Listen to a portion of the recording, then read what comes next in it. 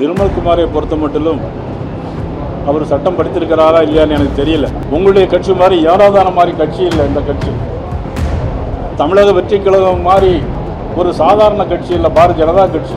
நிர்மல்குமார் அவர்கள் இருந்திருக்கிறாங்க. ஒரு காலத்தில் பாரதிய ஜனதா கட்சியில் இருந்தாங்க. அதன் பிறகு அதிமுகவுக்கு போனாங்க. இப்பொழுது தமிழக வெற்றி கழகத்தில் இருக்கிறாங்க. அடுத்த வருஷம் வேற எந்த கட்சிக்கு போவாங்கன்னு தெரியாது நிர்மல்குமார் அவர்கள்.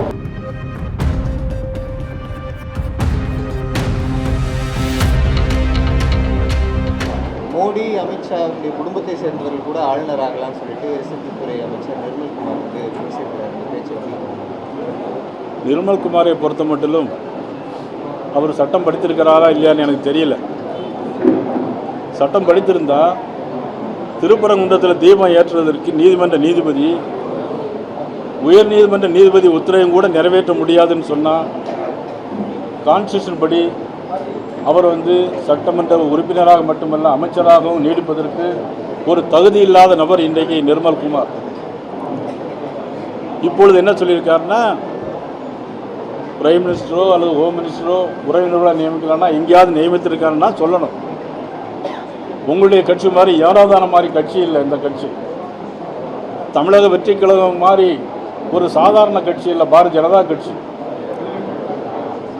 இன்று மட்டுமல்ல, இனி வருங்காலங்களிலும் எத்தனை தேர்தல் வந்தாலும் சரி பாரதிய ஜனதா கட்சி தான் இந்திய நாட்டை ஆள போகின்ற கட்சி. ஆனால் தமிழக வெற்றி கழகம் அடுத்த தேர்தல் இருக்குமா இருக்காதா என்பது தெரியாது.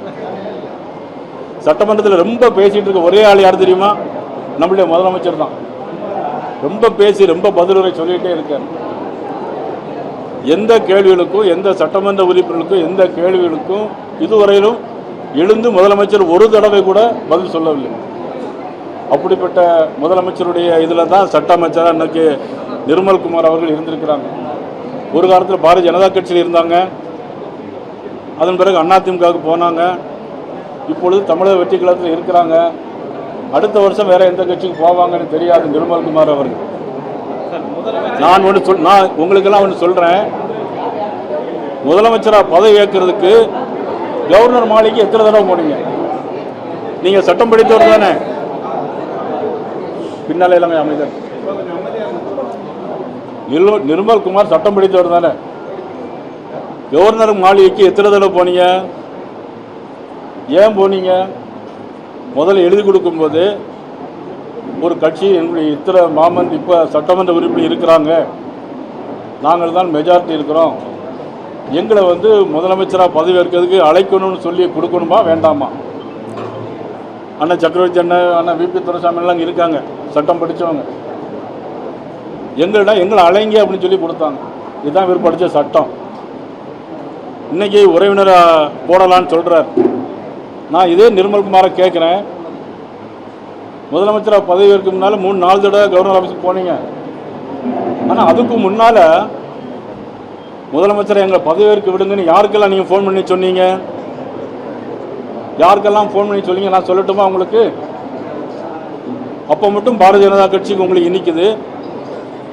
இன்னைக்கு உறவினர்கள் போடலான்னு சொல்கிறீங்களே, கவர்னரோட எத்தனை தடவை ஏன் உங்களை திருப்பி அனுப்புனார்? சட்டம் சரியாக படிக்கலை, சரியாக எழுத தெரியலைங்கிறதால தான் திருப்பி அனுப்புனார். இதை மட்டும் புரிஞ்சுக்கிடுங்க. இனிமேல் இந்த மாதிரி பேசாமல் சட்டமன்றத்தில் தேவையான விஷயங்கள், முதல்ல பார்த்தா பழைய முந்தைய அரசாங்கத்தில் மின்சாரத்துறை அமைச்சர் என்ன தெரியுமா சொன்னார்? மின் தட்டுப்பாடு வரும்போது அணில் வந்துச்சு அப்படின்னாங்க. இப்போ இவர் சொல்றாரு குரங்கு வந்திருக்கு அப்படிங்க. அணில் போய் இப்போ குரங்கு வந்திருக்கு. இது ஒரு சின்ன கதை சொல்லுவோம் தெரியுமா? அது மாதிரி அது ஒரு பாட்டு பிடிச்சிட்டு டும் டுன்னு பாட்டு வர அடிப்பாங்க. அது மாதிரி இப்போ முந்தைய ஆட்சியில் அணில் கரண்ட் கட்டுப்பாடு, இப்போ குரங்கு வந்திருக்கு. அடுத்தால நிச்சயமாக நாட்டில் நல்லதொரு ஆட்சி மின் தட்டுப்பாடு இல்லாத ஒரு மாநிலமாக பாரதிய ஜனதா கட்சியினரால் நிச்சயமாக கொண்டு வரப்படும் என்பதை தெரிவித்துக் கொள்கிறேன். தனது உரைக்கு பிறகு கடைசியாக முடிக்கும் போது விஜய் சட்டமன்றத்தில் ஒரு செய்கையை காட்டுறாரு. அது முதலமைச்சருக்கான அந்த தகுதி இருக்கிறதா? அதுக்கான விளக்கத்தை நீங்கள் இதே மாதிரி நாக்க கொடுத்த போது அவரை பலர் விமர்சிச்சுட்டாங்க. இப்போ ஒரு முதலமைச்சரே செய்கை ஒன்று செய்கிறார். அது அந்த பதவிக்கு ஏற்புடையதா? என்னங்க ஸ்பீக்கர் கிட்ட வித் ஒரு பர்மிஷன் அதை பண்ணாமன்னு கேட்கிறாரு.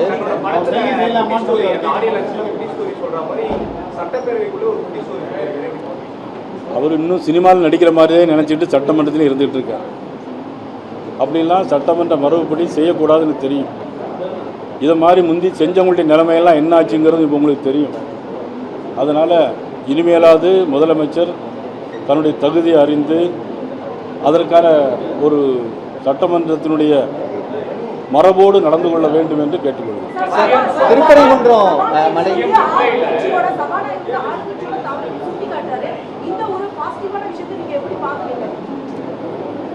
ஆளுங்கட்சியை தவற சுட்டி காட்டினா அது வரவேற்கலாம். சார், இன்னொரு விஷயம் பேசும்போது கண்ணை முறையிட்டு நாங்கள் சங்கரை எதிர்க்க மாட்டோம், தேவையான விஷயங்கள் எங்களுடைய நிலைப்பாடு உறுதியாக இருக்கும், கண்ணை முறையிட்டு நாங்கள் எதிர்க்க மாட்டோம் சொல்லிட்டாரு. அதாவது எதிர்க்க மாட்டோங்கிற சொல்கிற வார்த்தையே சரியான வார்த்தை இல்லை.